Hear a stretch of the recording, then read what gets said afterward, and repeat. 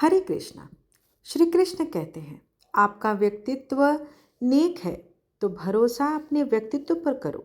संसार में आप हर किसी के लिए सही कभी नहीं हो सकते। नमस्कार दोस्तों, आप समस्त श्रोतागण का आपके YouTube चैनल पर जीव अमृत पर हार्दिक अभिनंदन है। आज की वीडियो में आप रसपान करेंगे वैशाख महात्म कथा का 14वां अध्याय। तत्पश्चात आरती के साथ समापन करेंगे। तो आइए आज की कथा का आरंभ करती हूँ। आप सबसे अनुरोध है कि कथा का श्रवण हमेशा संपूर्ण करें, और अगर आप पहली बार ये कथा श्रवण कर रहे हैं तो आज की कथा श्रवण करने के बाद पीछे की जो कथा है, जो कि मेरे प्लेलिस्ट वैशाख महात्म कथा उपलब्ध है, वहाँ से सुन सकते हैं, क्योंकि सारी कथाएं एक दूसरे से जुटी हुई है। अगर आप उसको सुनकर उसे सुनेंगे तो आपको सारी कथा समझ में आ जाएगी। श्रुत जी कहने लगे कि हे मेष की संक्रांति में वैशाख के महीने में जो प्राणी प्रातःकाल करे और मधुसूदन भगवान की पूजा करके इस मनोहर कथा को सुने तो वो सब पापों से छूटकर विष्णु लोक को जाता है। जो दुर्बुद्धि होती है कथा छोड़कर अन्य काम करने में लग जाते हैं, वे रौ रव नरक में जाकर पिशाच की योनि में पाते हैं। यहाँ हम एक प्राचीन इतिहास की बात बताते हैं। यह इतिहास पाप दूर करने वाला, पवित्र करने वाला, धर्मवर्धक और तत्काल सेवनीय है। प्राचीन काल में गोदावरी नदी के किनारे ब्रह्मस्वर क्षेत्र में थे ब्रह्मनिष्ठ बड़े परमहंस दुर्वासा ऋषि के 2 शिष्य रहते थे। वे सदा उपनिषद शास्त्रों में निष्ठावान थे। उन्हें किसी से कुछ अपेक्षा नहीं थी। भीख मांगकर जो कुछ भी मिलता था उसी को खाकर पर्वत की गुफा में पड़े रहते थे। ये दोनों तीनों लोक में सत्यनिष्ठ और तपोनिष्ठ नामों से विख्यात हुए। इनमें सत्यनिष्ठ तो सदा भगवान की कथा में तत्पर रहता था।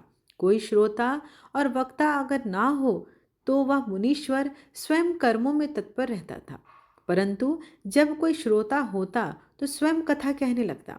जब कोई उस पुण्य रूपी कथा की व्याख्या करता तो संपूर्ण कर्मों को छोड़कर कथा सुनने चला जाता था। जो तीर्थ और देवताओं के मंदिर अत्यंत दूर थे, उन विक्षेप करने वाले संपूर्ण तीर्थों को छोड़कर स्वयं दिव्य कथाओं का श्रवण करता और श्रोताओं को स्वयं कथा सुनाता था। हे राजन, वह बिना कथा श्रवण किए अन्न ग्रहण नहीं करता था। जो वक्ता रोग से पीड़ित होकर अपने घर कथा रखता है, वह मुनि कूप जल से स्नान करके उसकी कथा सुनता था। कथा समाप्त होने पर अपने नित्य कर्म करता। जो मनुष्य ऐसे कथा सुनता है उसको जन्म के बंधन से मुक्ति मिलती है तथा भगवान विष्णु की सच्ची भक्ति उत्पन्न होती है और दुख और दरिद्रता दूर होती है। विष्णु भगवान में स्नेह और साधु महात्माओं में शुद्धता उत्पन्न होती है। निरंजन निर्गुण ब्रह्म उनके उदर में आकर विराजते हैं। जो पुरुष ज्ञानहीन है उसके सब कर्म नष्ट हो जाते हैं।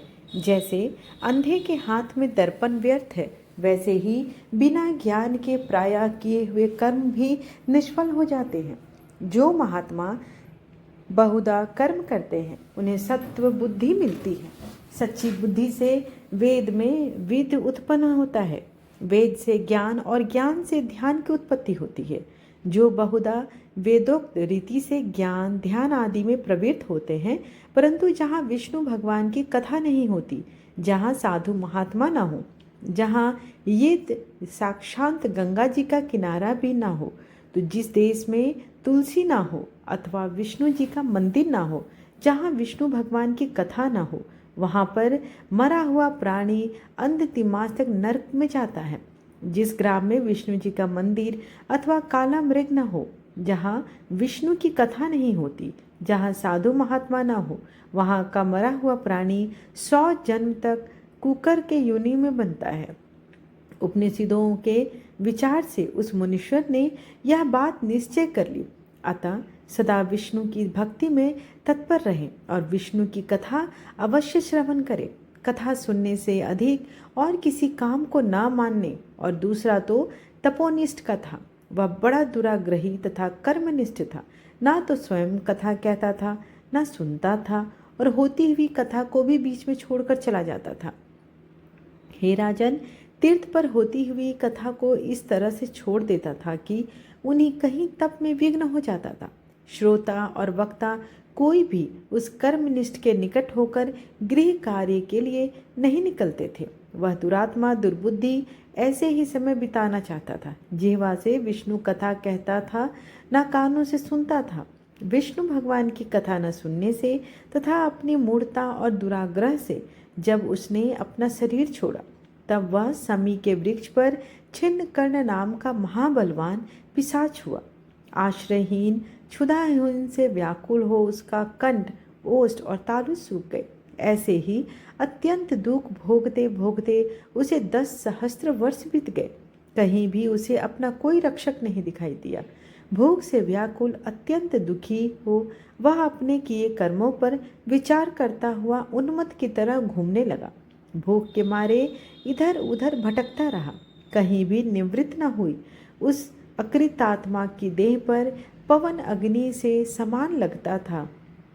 जल कलाग्नि के तुल्य और फल पुष्पादि विशेष के सदृश मालूम होते थे। इस प्रकार उस दुर्बुद्धि कर्मठ को कहीं भी सुख प्राप्त न हुआ। इसी प्रकार वह उस सुनसान वन में फिरता था। साधु संग तथा कथा से रहित आश्रम स्थान में वह भटकता रहा।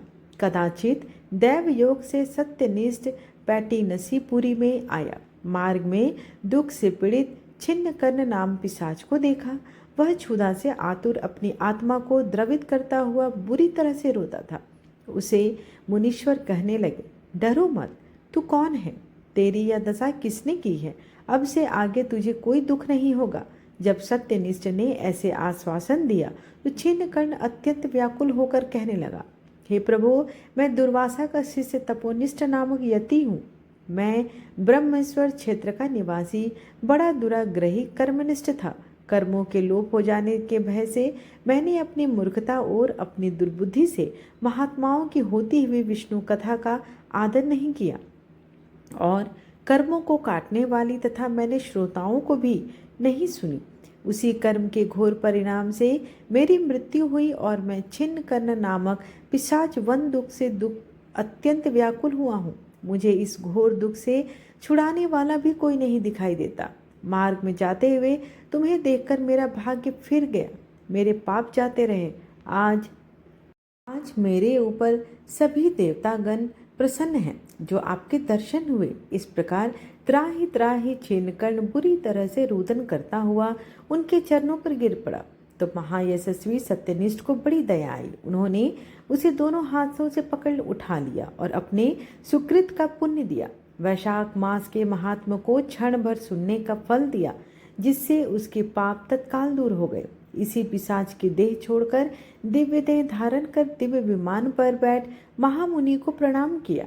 आमंत्रण और परिक्रमा करके विष्णु लोक को जाता हुआ तब सत्यनिष्ठ पैठीनसी पुरी को जाता हुआ बारंबार महात्म श्रवण की चिंता करता हुआ श्रुत देव जी से बोले, जहाँ शुभ फल के देनहारी सब लोगों के पाप दूर करनहारी विष्णु भगवान कथा होए, वहाँ ही संपूर्ण तीर्थ और अनेक क्षेत्र जाए।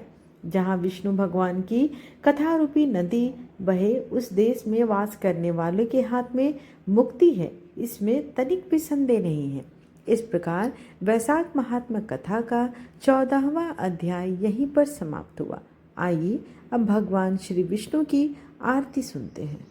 आरती कुंज बिहारी की, श्री गिरधर कृष्ण मुरारी की।